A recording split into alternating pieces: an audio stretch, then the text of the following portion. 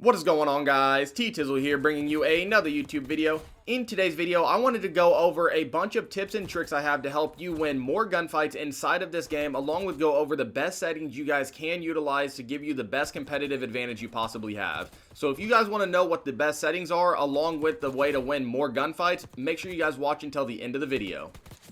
And the first tip I want to give you guys is something that I feel like is completely underutilized and extremely helpful, and that's loading into a custom game before you play your first competitive matchup, because you're going to allow yourself to be able to get warmed up just a little bit before you play in your first game.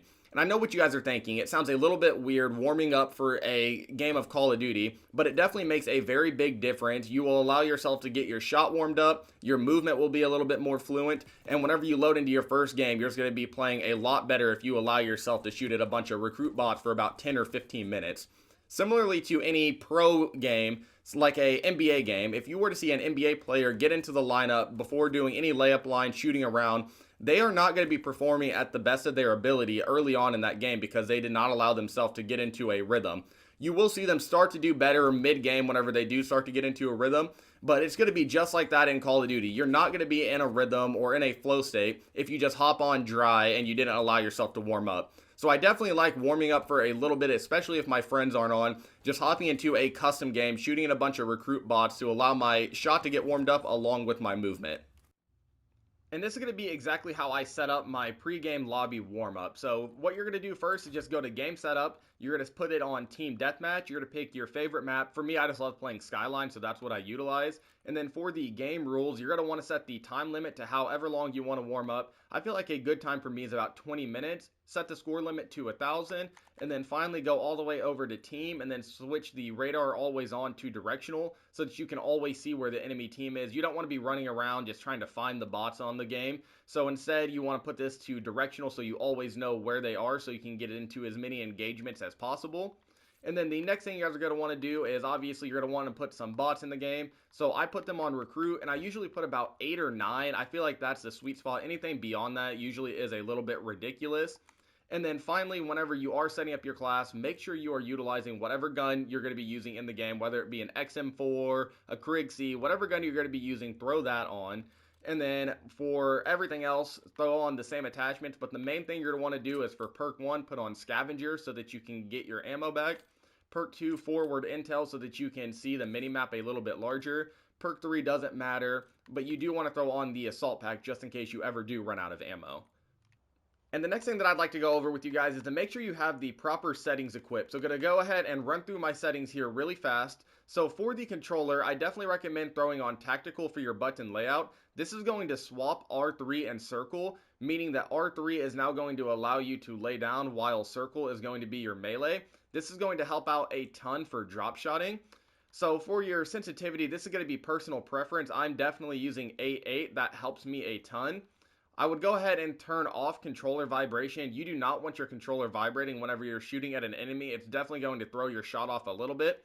And similarly, you're also going to want to go ahead and turn off the trigger effect because you don't want any delay whenever you are shooting your weapon. And then finally, under the controller area for the dead zone input, you are going to have to play around with your controller. I am using the 10, 99, 10, 99, 0, and 0. This works out perfectly for me. As you can see, whenever I'm standing still, I'm getting no stick drift. I can move around freely. So you guys are definitely going to want to play around with that. Make sure it fits your controller. For the aiming, for the sensitivity multiplier, I haven't really changed anything here. I haven't noticed a major difference, so this is going to be the default for me. For the advanced aiming settings, you are definitely going to want to go ahead and throw on dynamic aim assist. This is by far the best aim assist to use in the game and what all these CDL pros are using because it's going to make your aim feel a little bit stickier. And then obviously if you are not utilizing aim assist, make sure you turn it on. It's by far the best setting in the game. I'm sure most of you are using this, but if you aren't, you definitely need to throw that on. And then for your movement, I recommend throwing on tactical sprint assist. This is going to allow you to tactically sprint without spamming L3 over and over. So all you got to do is push up on the left stick, allowing you to sprint, which is going to help your movement a ton.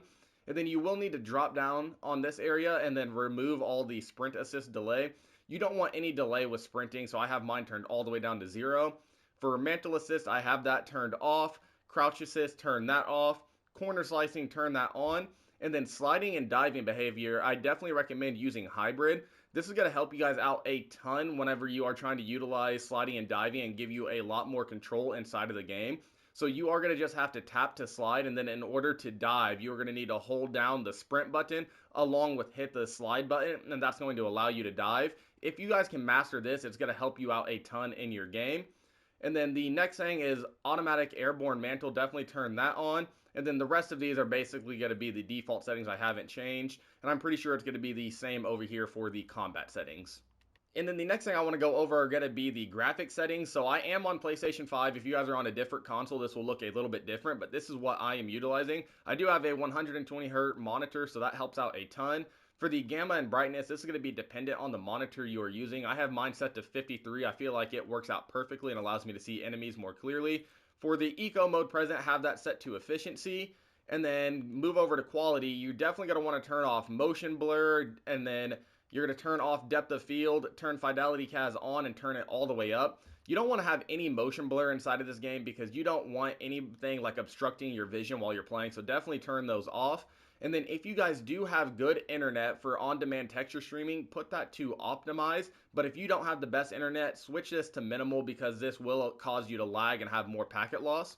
And then finally for view, go ahead and turn off the motion reduction preset. Definitely adjust your field of view for whatever you want to use. I like to use 110 on mine personally, except for whenever I am playing zombies. So 110 is by far the best for me. The third person field of view you want to turn all the way up. And then I also recommend utilizing inverted flashbang. This will mean whenever you get flashbanged, instead of your screen going white, it's going to go black. And I feel like that helps out a ton for me personally.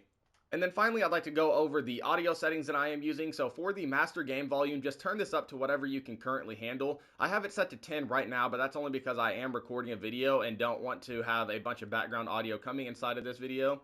For the gameplay music volume along with the cinematic music volume, I recommend turning these all the way down. The music can be a little bit distracting inside of the game, so I feel like whenever this is turned all the way off, it helps me out a ton. Go ahead and turn on the enhanced headphone mode. And then finally for the audio mix, you're going to want to switch that to Sucker Punch. This is by far the best sound you can use in the game, allowing you to hear footsteps a little bit more clear. And then finally, you can mess around with the voice chat settings. I feel like the voice chat volume is really loud in the game, so I have it turned down to 10. And then the final tip that I want to give you guys is just make sure you are centering inside of this game. Now what centering is basically predicting where the enemy team is going to be by utilizing your crosshairs to predict exactly where they are. So you can see on the screen right now, you always have your crosshairs when you're not aimed down sight, and you're going to have a little white dot on your screen. That little white dot is going to be exactly where your aim down sight goes, along with your red dot sight. So if you always have that white dot exactly where you're expecting the enemy team to be, as soon as you start to aim in, that first shot is going to hit them every single time. And the first shot is crucial inside of winning gunfights inside of this game. So if you guys are centering properly around every single corner, always trying to predict where the enemy team's going to be, it's going to help you hit that first shot and allow you to win gunfights more frequently. And then beyond that, guys, what you're going to want to do is just simply play the game to get better and combine all of these tips. You're going to want to throw on the best settings you guys possibly can. Hop into some of these warm-up games to get your shot warmed up. Utilize movement in every scenario possible when going around corners, whether that be jump shotting, sliding, dashing around corners, slide canceling, snaking, any of those items. Utilize those in every possible situation to give yourself the best competitive advantage. And then make sure you guys are centering around every single corner so that you can actively predict where the enemy team is going to be. But yeah, guys, that is going to go ahead and do it for this video. If you did find this video useful or entertaining, please let me know by dropping a like, leaving a comment down below, and hitting that subscribe button so that you never miss another upload. And with that, I'll catch you guys all in the next one.